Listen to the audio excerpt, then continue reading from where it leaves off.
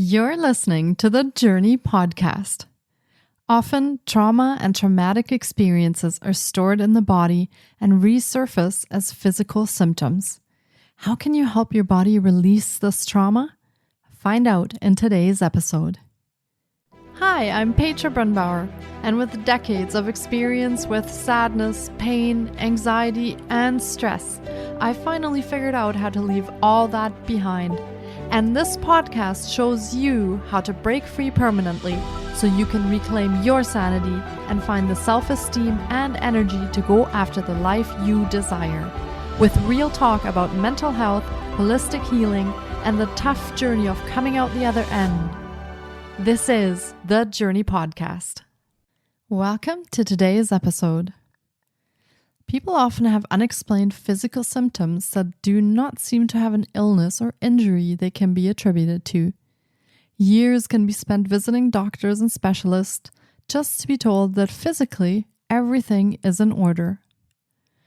Trauma and traumatic experiences can end up being stored in the body, and eventually all sorts of physical symptoms can occur because of this.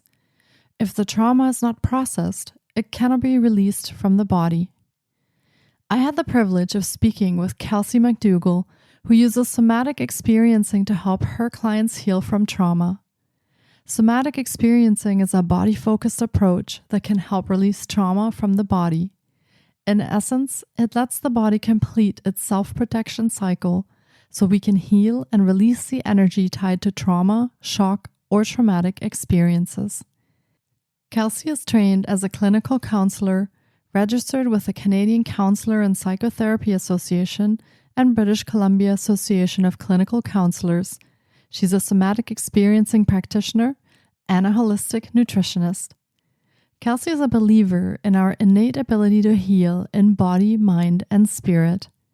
Her own healing journey started in her teen years after spending her entire childhood struggling with her physical health and in a chronic state of distress. Kelsey has spent nearly 2 decades on her own healing on various levels, and it is truly her passion to support others in their own healing journey. With everything she has learned and continues to learn, she's able to support you in your own journey from a place of empathy and compassion. As a strong believer in the mind-body connection, Kelsey primarily works with clients from the lens of somatic experiencing, which is something she describes as a body-based psychotherapy. She uses this work to help her clients get more deeply connected to themselves. Through this work, along with other approaches such as nutrition, mindfulness, and exploring attachment, Kelsey supports her clients in reconnecting to themselves again in body, mind, and spirit. Kelsey received a master's degree in counseling psychology and a diploma of holistic nutrition from the Canadian School of Natural Nutrition. Currently, she's receiving ongoing training in somatic experiencing as well as early developmental trauma. Kelsey passionately works with clients on their own trauma, particularly those impacted by trauma in their early years and who continue to struggle with the impacts. Without further ado, here is my interview with Kelsey MacDougall.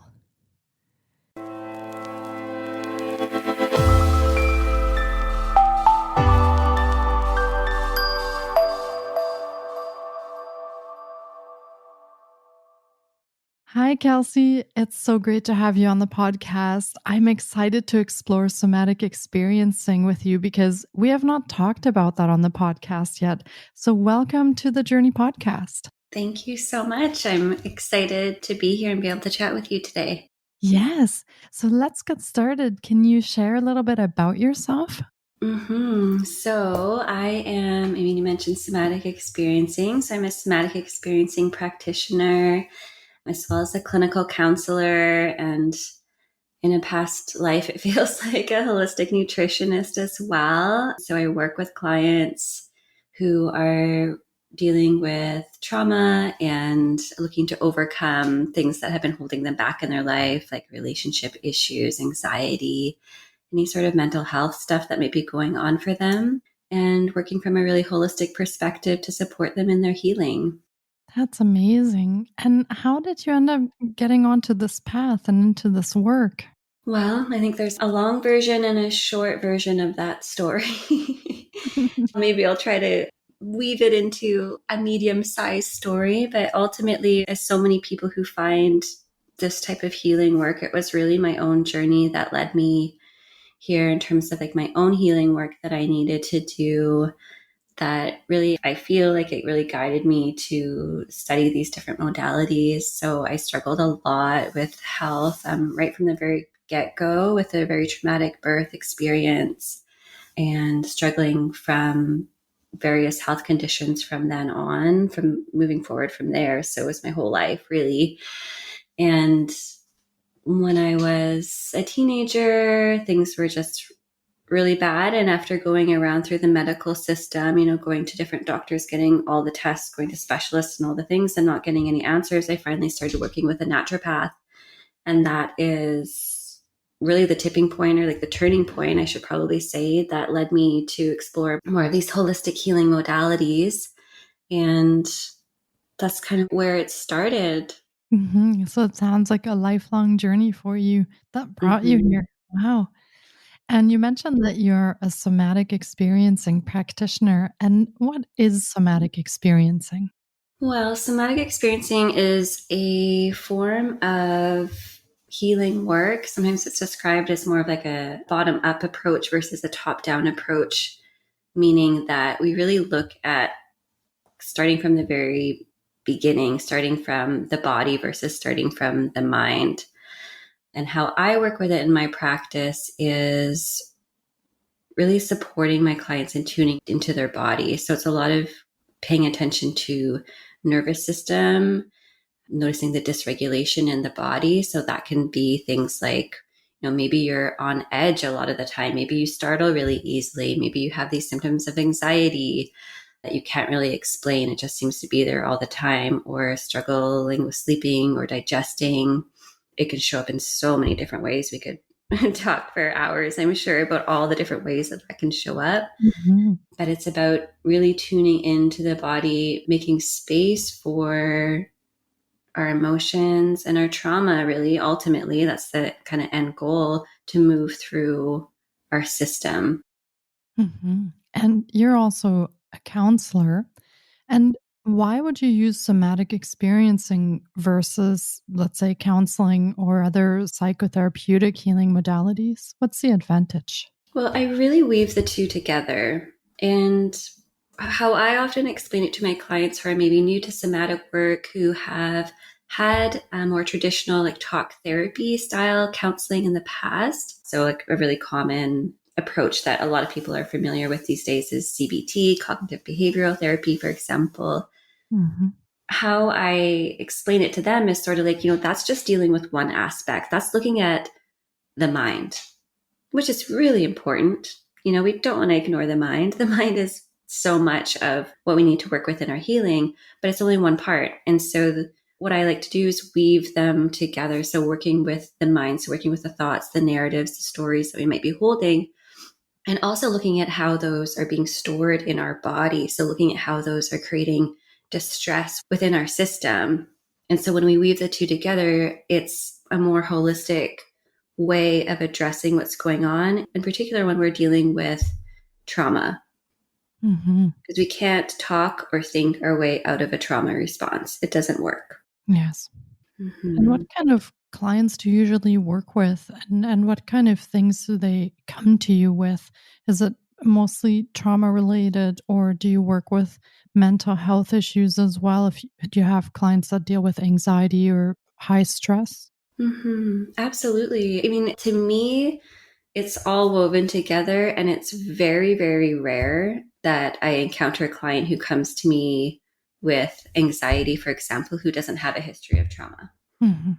because it's often that it's been the traumatic experience they've had in their life, whatever it might be. And we can talk about, the different, what that can look like and what trauma is. That might be an interesting thing to look at, because a lot of times we have kind of a limited framework of what trauma is, but to me, it's actually very broad.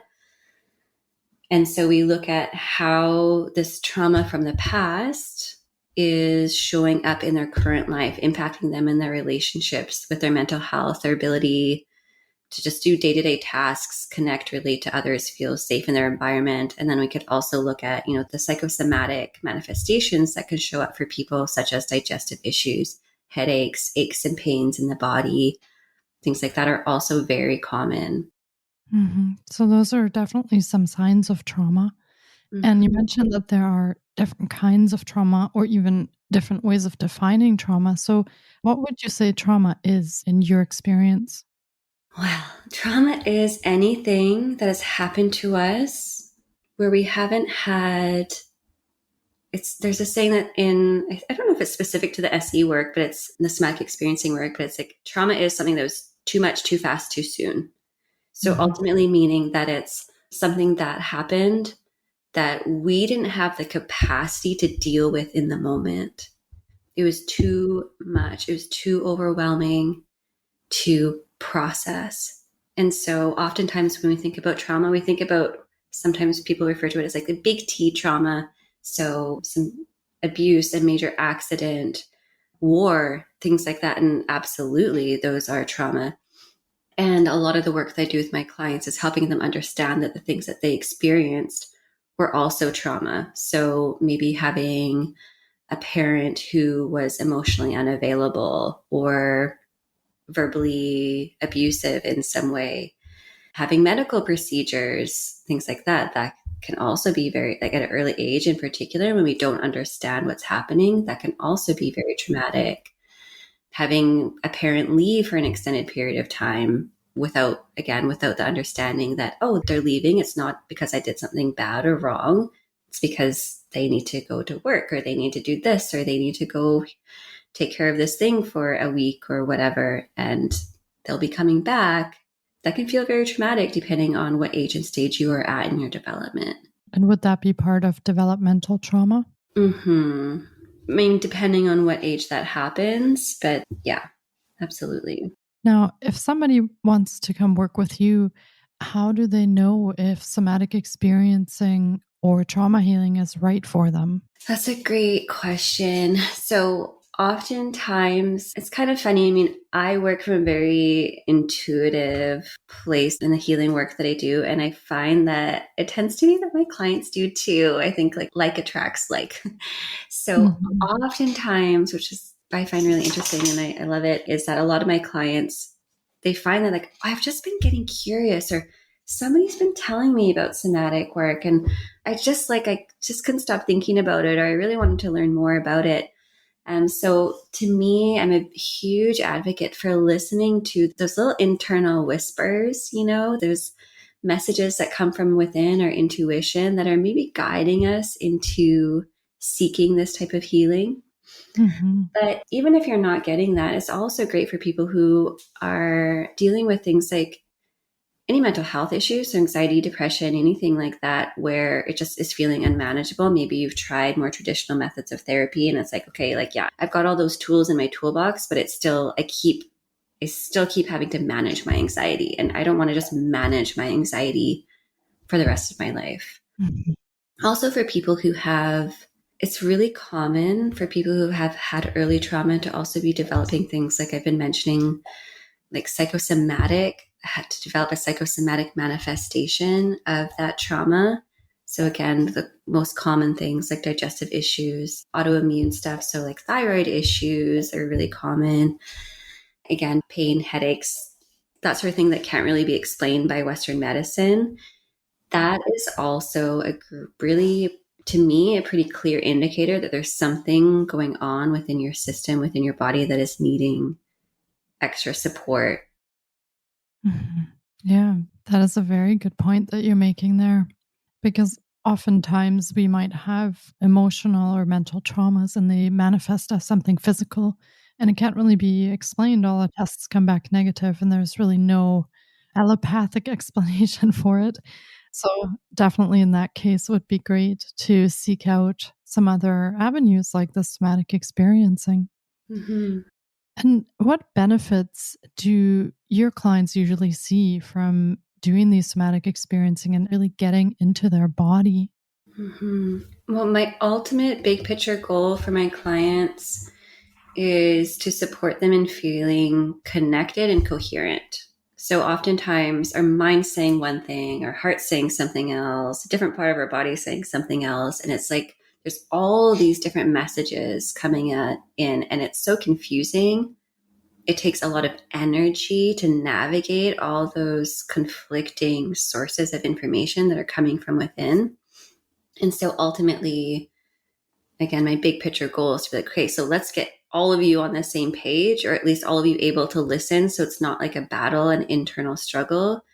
There can be enough coherence that we can move through our day, deal with the stressors, manage the feelings, know what we need to process, feel safe in our body, so that we're not expending so much energy in just trying to sort of almost like contain these trauma responses that are happening. And is this something that you work with your clients in person, or can you also provide these services online? I work solely online right now. I do, when I first ventured into the online world, I was not so sure. I was like, I don't know. I don't know if I want to do this like this. But I was, what prompted it actually was I was moving to a new city, and I had some clients who wanted to continue to work with me. And I was like, well, I'm going to be 8 hours away. So in person isn't an option. But you know what? We could try online and see how that goes. And I think we were all skeptical.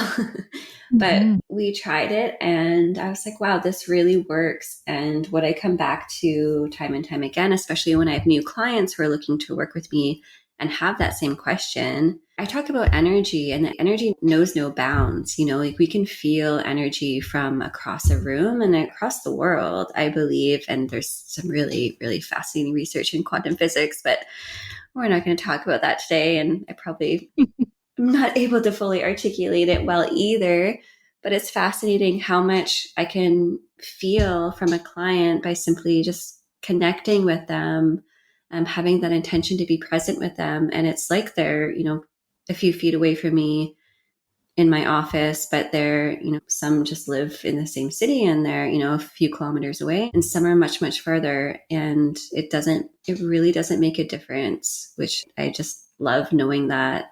I think it's really cool. Yeah, it's, I guess, one of the good things that did come out of the pandemic is that people also got a lot more comfortable with using technology, and that now services like what you provide are much more accessible to really anyone across the globe who's looking for it. So that is one of the benefits.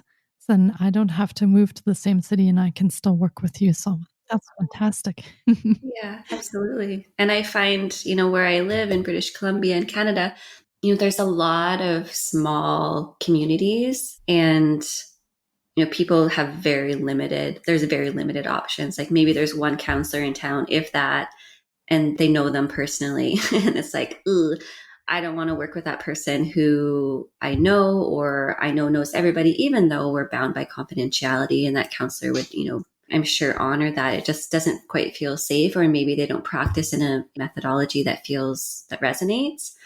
And so it just really opens the doors to be able to find somebody who you're like, oh, I really feel, and again, coming back to energy, and I find that's why a lot of the clients choose to work with me. It's like there's something about our energy that feels like, okay, yeah, we can do something with this. And you seem like the type of person that I feel like I can feel safe with and trust in doing this deep work with. Yeah.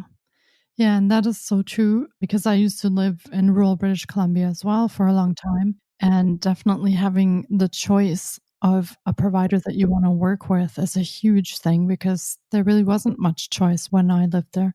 And access to mental health services were also quite limited. So I see that as a very positive thing that people now have that option. And even in rural areas, they can now connect with you and take advantage of what you offer.